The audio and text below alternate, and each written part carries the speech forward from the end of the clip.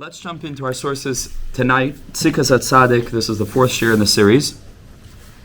And we are up to Eis Zayin.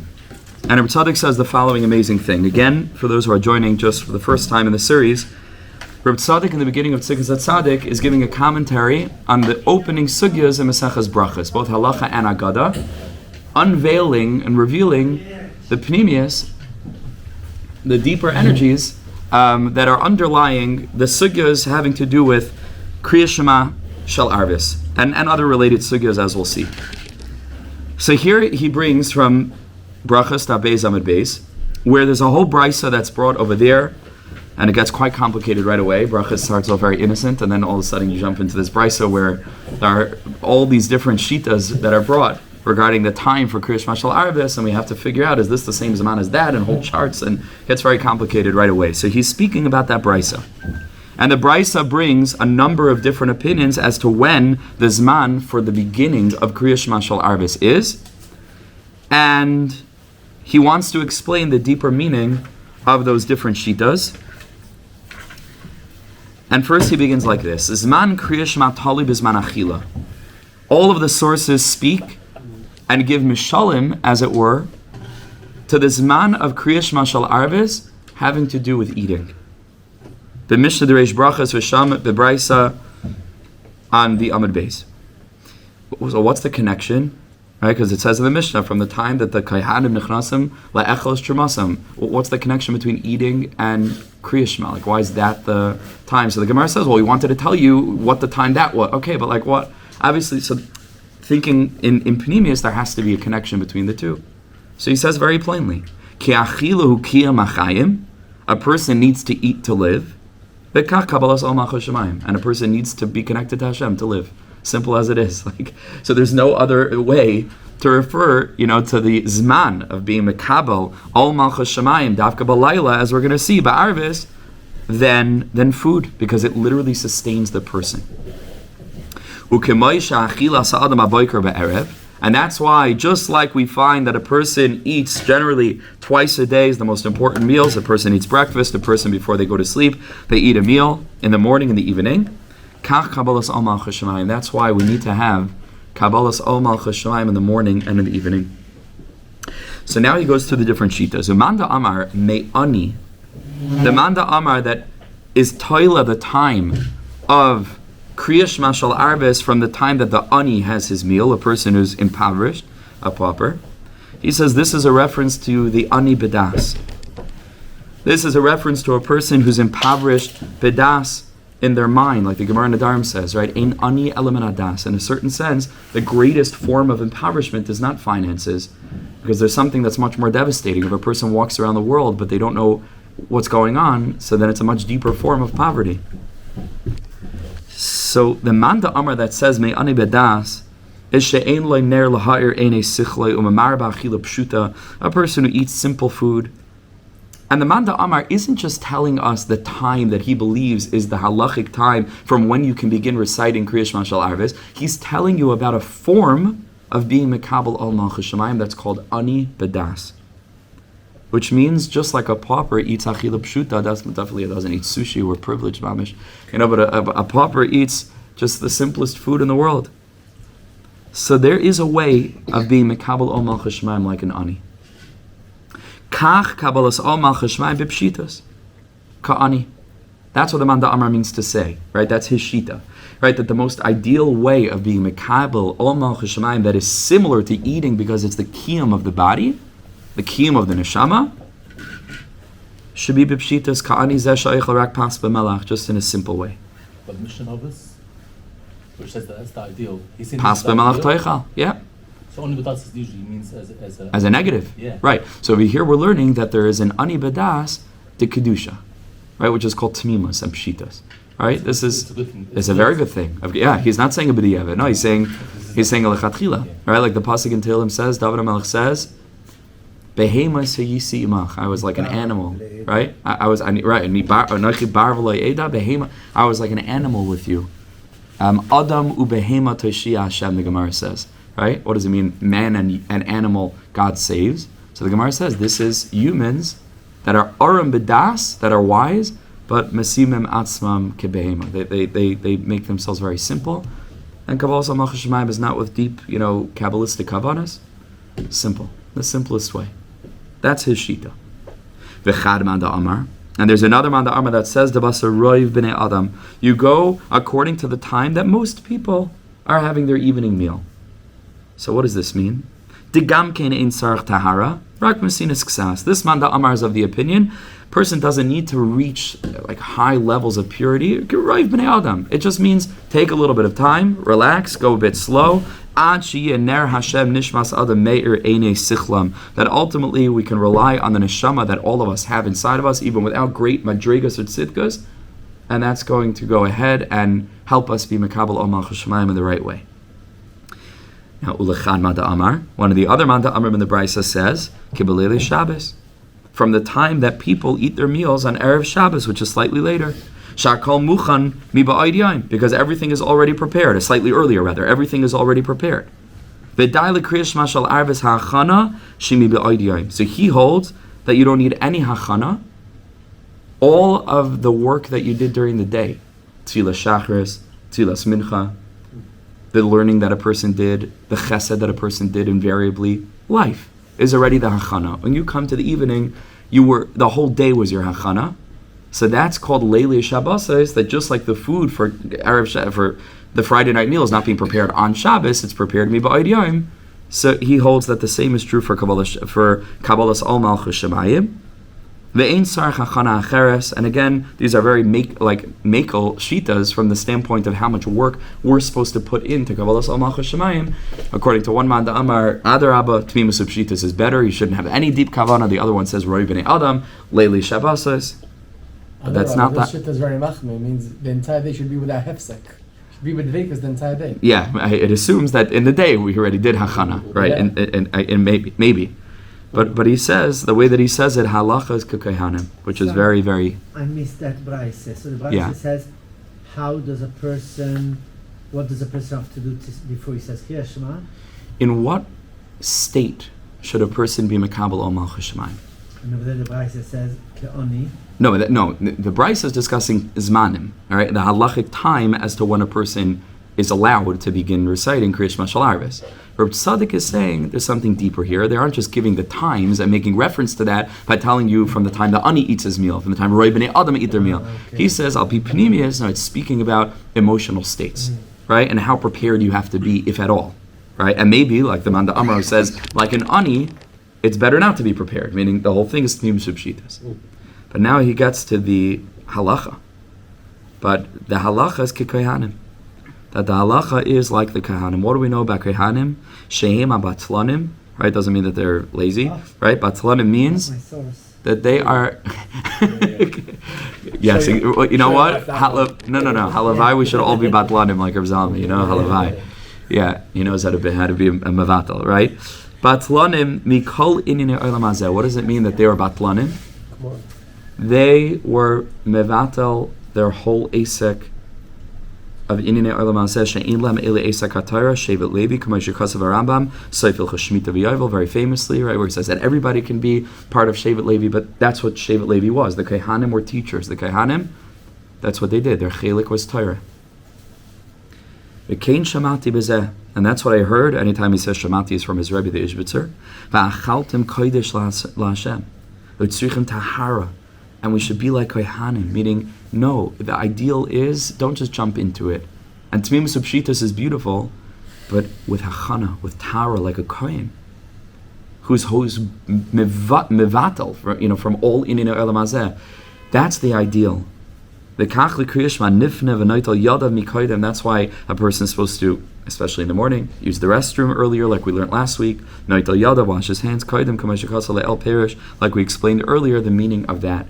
So that's the ultimate ideal. There are other shitas, like we see in the Brisa, but the halacha is, the more hachanah you can do, the more like a kohen you can be when it comes time for Keriyas Shema shel arves, is hachitov.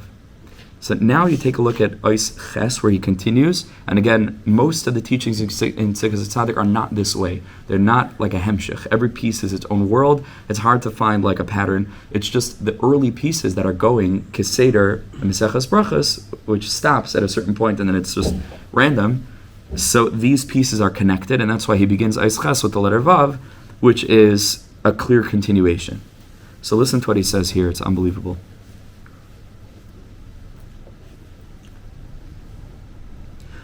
Vizman ha'achana hazu hakol lefi mashu ha'adam. How much time is necessary for hachanah, ideally, in an ideal world? Everything depends on the person. Listen to this. He says, "V'chasidim hayushayim rak sha'achas l'tfilah." Is that amazing? The Gemara tells us that Chasidim or Rishonim would spend an hour, and it's like, whoa, they were such pious people. They spent a whole hour. Says Rabbi Tzaddik, they were so pious they only needed to spend an hour. In a different place in Mashavas Charetz, Rabbi Tzaddik says that ideally a person should spend 4 hours. Yud and Hey and Vav and Hey. Says the Chasidim or Rishonim were already at the letter Yud, so they just needed 1 hour. But most people, ideally, would need 4 hours of hispainus to be able to enter into the avodah of Keriyas Shema as it's supposed to be. Imagine that. So he says the Chasidim or Rishonim was rak sha'achas l'tfila, k'di Yisrael, like the Gemara says later in Brachas Lamed Amud Beis. V'zet dam gam kein shechrivu b'zman arvis, shechrivu rather b'zman shal arvis adam shachar. That's why they extended the zman of Arvis, right? Davening Mariv is Adam Shachar. Okay, ideally it should be b'chatzos, but you could daven Mariv the whole night until Adam Shachar, as well as Keriyas Shema. Ideally till chatzos. Why? Ki b'cheshkas leil, and this correlates to what we learned last week. In the darkness of night, kashalim sebihiras malchus shemayim pa'amim. Adam Shachar. Sometimes it's really difficult to find Hashem's presence. Sometimes it can take all the way until the morning, like a person goes through a dark time and they can't come up with Hashem's presence. and then Kulei Ha'ulai, even then, maybe they'll be privileged enough to be able to find Hashem's presence in the darkness. Masha'in came by Yom. This is very similar to what we learned last week, right? In the daytime, it's not this way. In the morning, you can declare Hashem's kindness, you declare Hashem's goodness. It's easy, it's simple, it's clear. Morning doesn't just mean the morning. It means when we're going through times in our lives, which is morning-like, and if things are working out, you can sense Hashem's presence. Because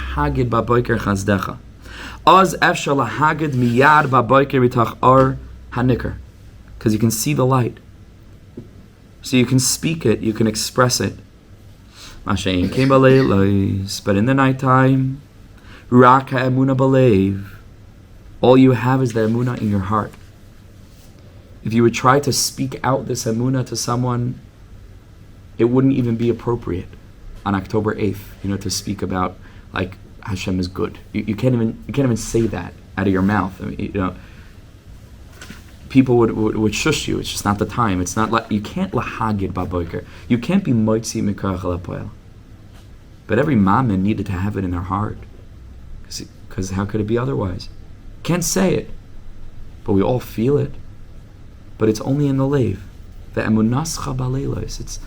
It's emunah in the heart. It's not lahagid. It's not. You're not declaring it. You can't speak it. That what it means to be magid something is to take something that's internal and to bring it external. I mean, the Pasuk B'Shat is lahagid baboker chasdecha. The menos we magid the menos baboker as well. Good from both, right? Lahagid baboker chasdecha. Yeah, what's the mashmas b'balei? Just as magid the menos baboker. I think, no? And that's interesting. I never thought of that. Let me think about that for a second. Lahagid baboker chasdecha. Interesting. Interesting. I guess I'm seeing it so much through the lens of the tzaddikim.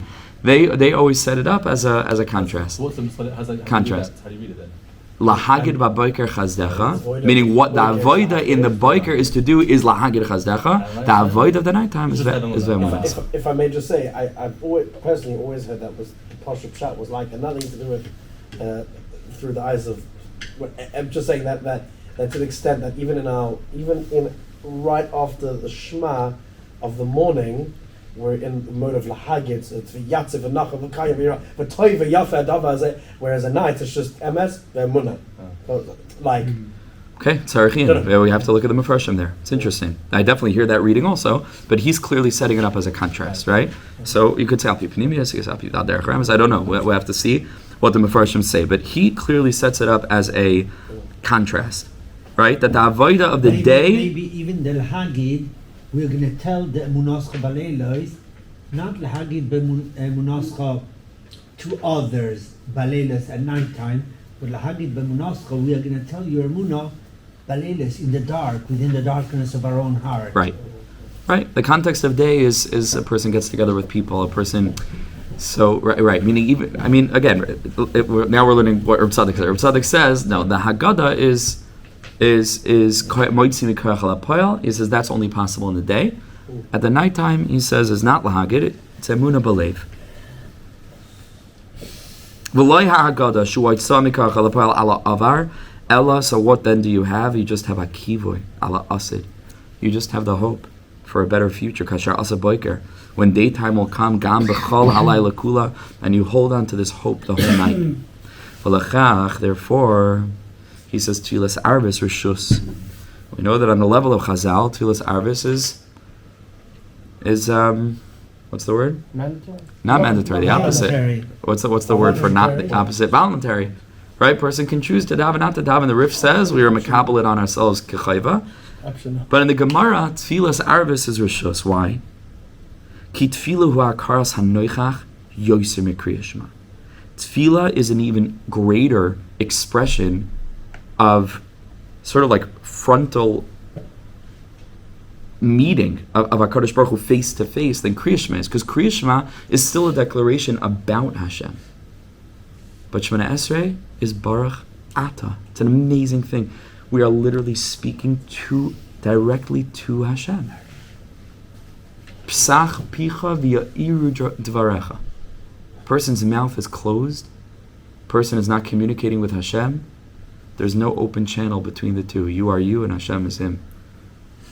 The minute that a person opens their mouth, it's like there's an open channel between you and me, the spark of God, and the source. That's tefillah, is noichach, baruch ata. It's very direct, more direct than Keriyas Shema. Kamay shekasala el aizvav. V'i efshar l'chayev balilos. So therefore, we couldn't make marav a chiyuv because not everyone is holding there. Not everyone can find Hashem in the darkness. Amazing thing. He says you cannot mandate that someone who's going through a difficult time find God, because it's objectively hard. He says Zeh Shmila. He right quotes the Gemara Pesachim. It's also Gemara Kedushin. Zeh Shmila Olam. And Chazal Darshan, it doesn't say La'olam with a vav, it's without a vav. So they read it Zeh Shmi Lehelem. Le'elam, to hide. Sometimes Hashem is hidden. Ksiv ba'olam hazeh shadoyim l'layla. And that's a reference to Olam Hazeh, where Loi Shani Nichtav Ani Nekra. Hashem says, not the way that the name is written, that's how it's pronounced. Only La'asid Lavai. But in Olam Hazeh hadoyim l'choshech Zeh Shmi Lehelem, to hide. Rak Rishus. On the level of Chazal, it was a Rishus.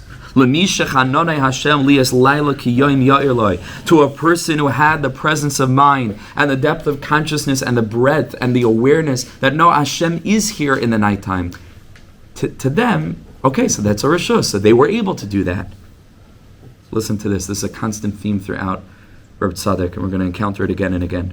Raka idna, but he says in our time, and if you said it then, it's certainly true about now. We're so close to the day. We can see. Think of it. We okay. There's still quite a lot of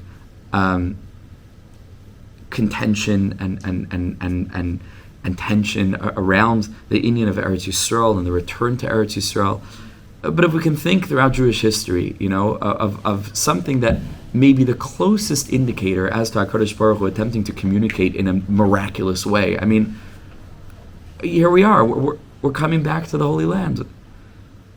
If half the Yidden in the world are back in Eretz Yisrael, just like the Nevi'im said that they would be. Did it happen in the way that, whatever, but that's just the fact. And here we're mamish, we're coming to the end of time. We're coming to the end of history. Especially what we experienced the past month. And so much else over the last 2 years. So much.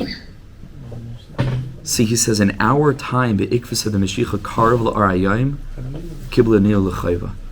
Now we have to assume that everyone is capable of finding Hashem in the darkness, because there's no other way. Meaning at this point in the night, first of all, we are more capable of finding Hashem in the dark, having been privileged to merit teachings from tzaddikim who taught us how to do that and gifted us the consciousness necessary to be able to make it through the hardest and most difficult, challenging times. The Baal Shem Tov and his students and that whole derech, like it's a master class, I mean, it's a curriculum in finding Hashem. Even in the most hidden places, like knocking it into us again and again and again. And also out of necessity. Because there's no other way to make it today without that. Meaning the darkness is so gavar, it's so dark, like the Gra wrote, that the darkest time is right before dawn. It's so dark that in some sense, daika here, we're able to sense a little bit of the light. Daika here. I posted in my status earlier, I overheard, I was taking my kid to football, game today. Not a football game, but his football game. And I heard the coach was telling one of the dads, because his kid got kicked, as kids sometimes do. He was going for the ball and it didn't hit the ball, it hit his leg. And he was down on the floor and he was rolling around and he's holding his leg. And the coach, his dad is just standing there, like right in front of me, just not moving, And so the coach said to the dad, he was like sort of half joking, he was like telling him, he was just saying like, hey, you're the dad, like why don't you go out and support your kid, And the dad said, I am. By not. I am supporting him by letting him figure this out. He's a big boy, can handle it. And it was so deep because it's not him talking about his kid who got kicked in the shin during a football game. It's Hashem talking, obviously. That's HaKadosh Baruch Hu talking about us. And the Malachi Mala, is like the coach saying, like, I should help them out. So I was like, I am helping them out. By not. Somehow when HaKadosh Baruch Hu gives us space,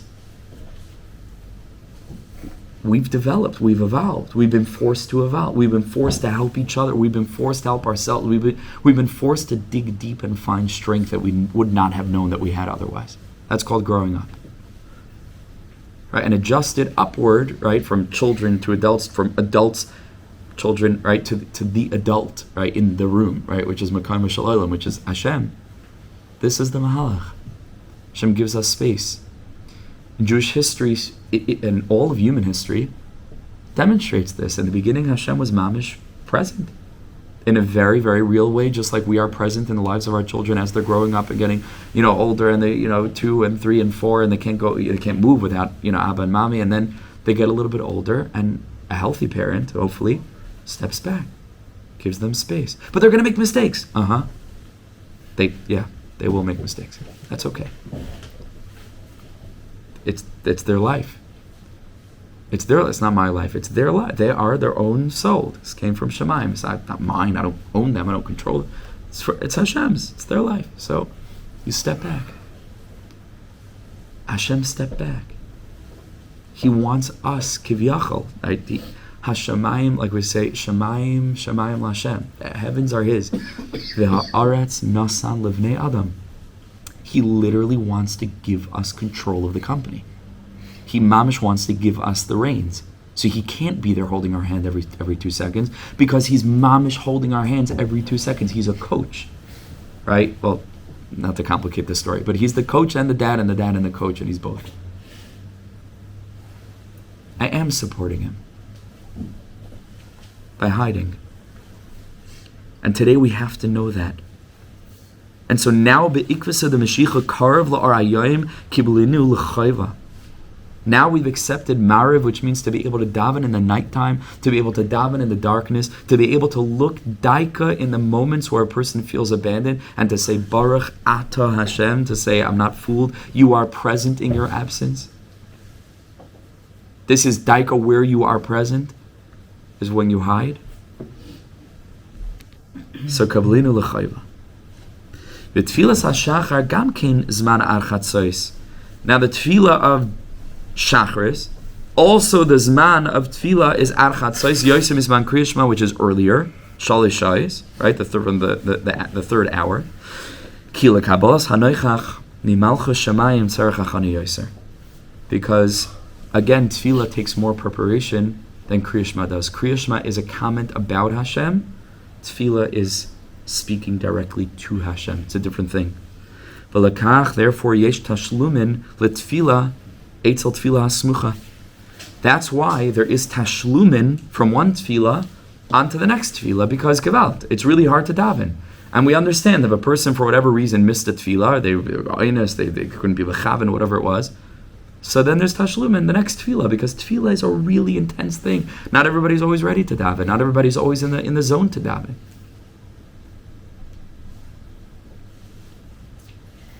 Afal pisha avar hazman, even though the zman is over, and you can daven shachris again because you daven 2 minchas.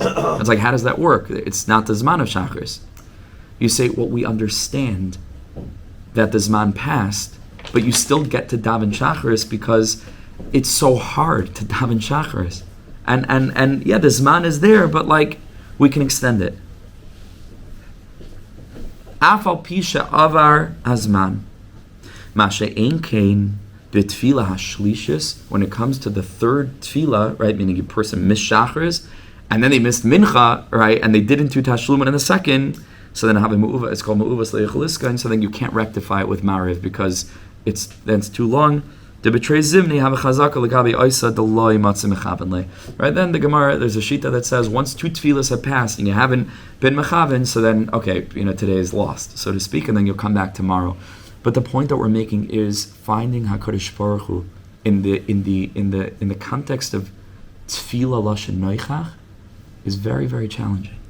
Very challenging. And so we need hachanah for that. And in previous generations, they couldn't even dictate this as a chiyuv to find Hashem in the dark because they weren't capable of it, and some people could and some people couldn't. But today, 2 things. We all can, and we all must, because there is literally no other way. And that's why Tefillas Arvis in our time is a chayva, because you can't live without.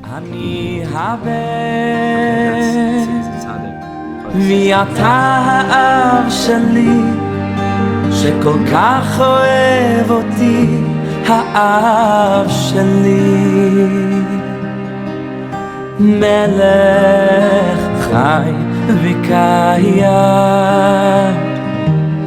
על כל נשימה שאני